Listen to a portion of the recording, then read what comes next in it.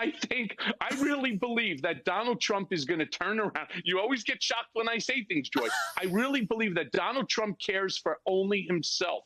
And he realizes that his goose is cooked. So when he turns around and he gets questioned about what you're just asking about, inflation, it wasn't me.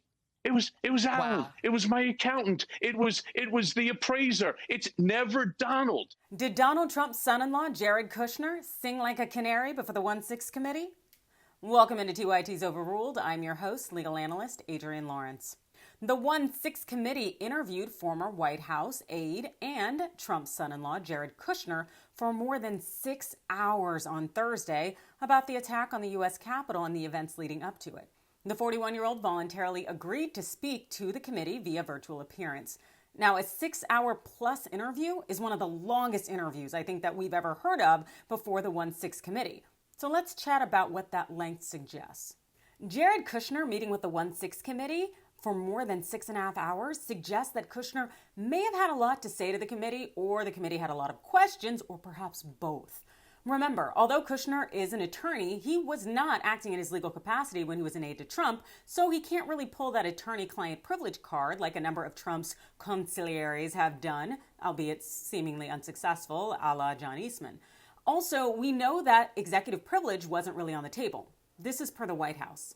Asked about Kushner's planned interview this week, White House Communications Director Kate Bedingfield said that the White House has decided not to assert executive privilege over the testimony of Jared Kushner, essentially allowing him to speak about discussions with Trump that would otherwise be considered confidential.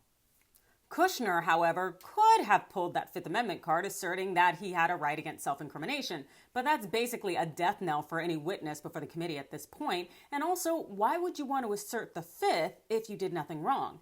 In fact, Kushner wasn't even in the White House or nearby on January 6th, or even in the country. Kushner was returning from a trip to Saudi Arabia that day. Regardless, given that Kushner was interviewed for such a long time, it's unlikely that Ivanka's husband was mum. And from what we are learning about the meeting, he definitely wasn't. It seemed that Kushner was pretty chatty. NBC News producer Kyle Stewart tweeted this.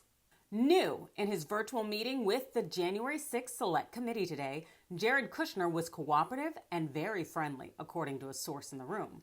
The meeting went for more than 6 hours, and Kushner had a lot to say. More on Kushner meeting. This person in the room doesn't think Kushner invoked privilege at any point. Kushner did the talking as opposed to lawyers doing it for him, according to this source. You know what? That sounds about right. It's likely that Kushner was singing before the committee to avoid going down with his father-in-law. Kushner has a law license he likely doesn't want to jeopardize. Also, he saw what happened with his own father when he was forced to do time for that felony. And, not everybody's made for prison. Also, remember this? I think Donald Trump is going to flip on all of them. What do you think about that, including his children? Yeah, if Kushner is smart, which I do not doubt that he is, his days of sticking his neck out for Donald Trump have likely come to an end. And I wouldn't be surprised if Ivanka follows in suit. In fact, the 1-6 committee is currently in talks with Trump's eldest daughter about having a voluntary interview. What do you think? Will Ivanka turn on her father and testify against him before the 1-6 committee? You let me know your thoughts in the comments below. Hit that like and follow button, and thanks for watching.